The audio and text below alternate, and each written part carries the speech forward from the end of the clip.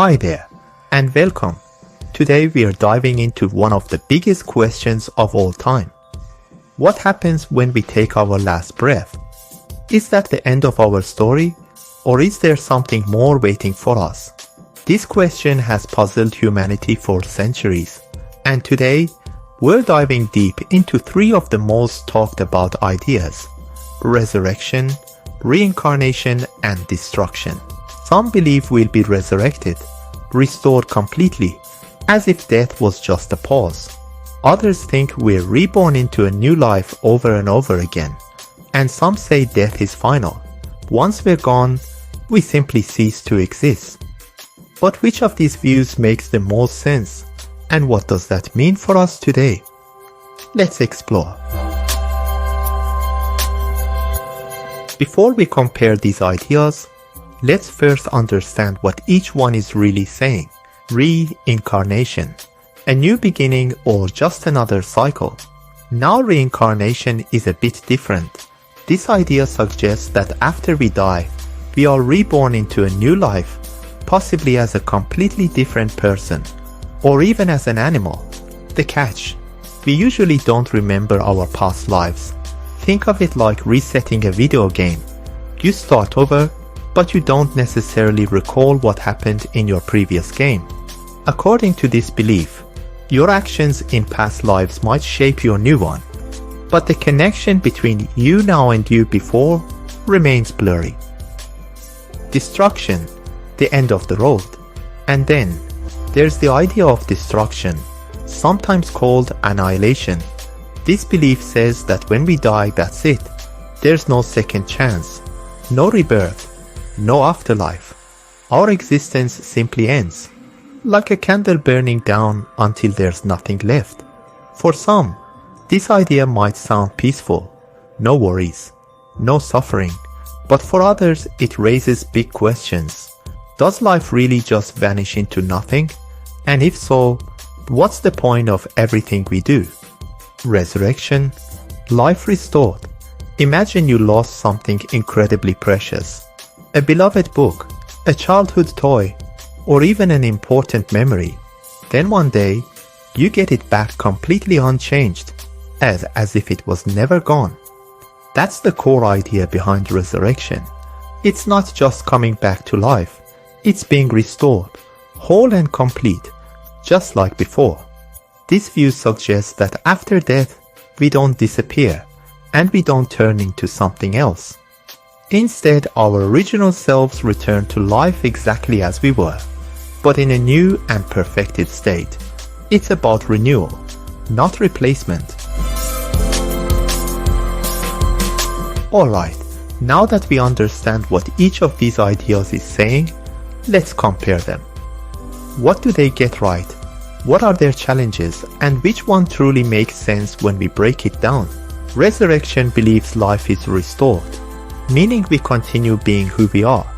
Reincarnation suggests we start over, but with little memory of who we once were. Destruction says we simply vanish and never exist again. Let's put these ideas to the test with some important questions. Identity. Are we the same person after death, or do we lose our sense of self? Justice. If life has a purpose, does each belief explain it fairly? Hope. Do these views offer us something to look forward to? Memory. If we forget our past lives in reincarnation, is it truly us? Continuing? Purpose. If destruction is the end, does anything we do really matter in the long run? Consequence. If life has no continuation, how do we explain morality and accountability? Let's break it down. Resurrection promises complete restoration. Our identity, our memories, everything that makes us us stays intact. That means personal justice is possible. Our choices and actions still matter in the long run. Reincarnation, however, gets tricky. If we forget our past lives, how do we learn from them? How can we be rewarded or punished for something we don't remember doing? And destruction? Well, it removes all consequences, good or bad. If everything simply vanishes, Does anything we do really have lasting meaning? If you're enjoying the video so far, please consider subscribing to our channel and giving this video a like. We'd also love to hear your thoughts, so feel free to leave a comment down below. Now that we understand these ideas, let's take a step back and look at them logically. Do they actually hold up when we think them through? Let's find out. Reincarnation sounds fascinating, right? But when we break it down, some serious problems appear. The memory problem. If we don't remember our past lives, how can we learn and grow? Imagine going to school, but every day you forget everything you learned the day before. How would you ever graduate? The identity crisis. If you become a totally new person in the next life, are you really continuing, or is it just a new person entirely? The justice dilemma. Many versions of reincarnation suggest that good and bad actions in one life affect the next. But if we don't know what we did in a past life, how is that fair? Should a person suffer for something they have no memory of doing? The never-ending cycle. What's the final goal? If we keep being reborn endlessly, is there ever a point where we truly find peace or purpose? Or are we just running in circles? Now, what about the idea that death is simply the end? That we vanish forever, like a candle blowing out? Let's think about that. The meaning problem.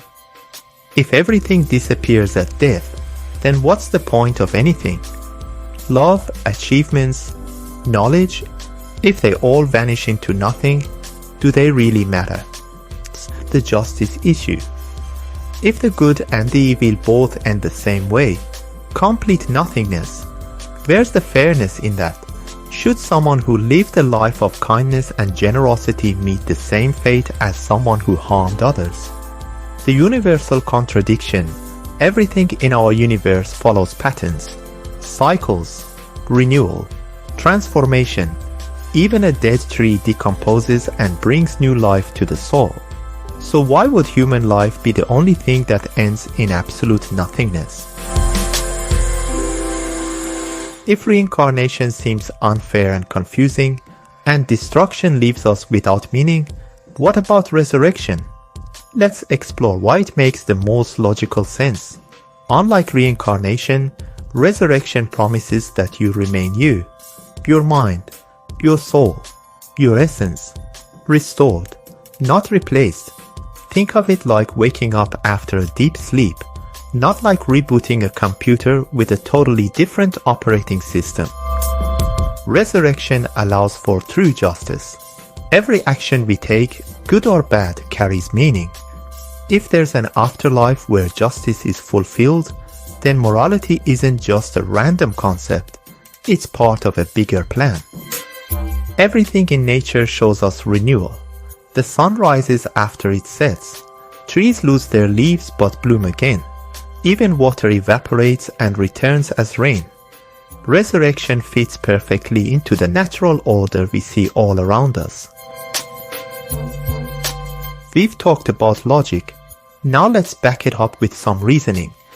Here's why resurrection makes sense not just as an idea but as reality.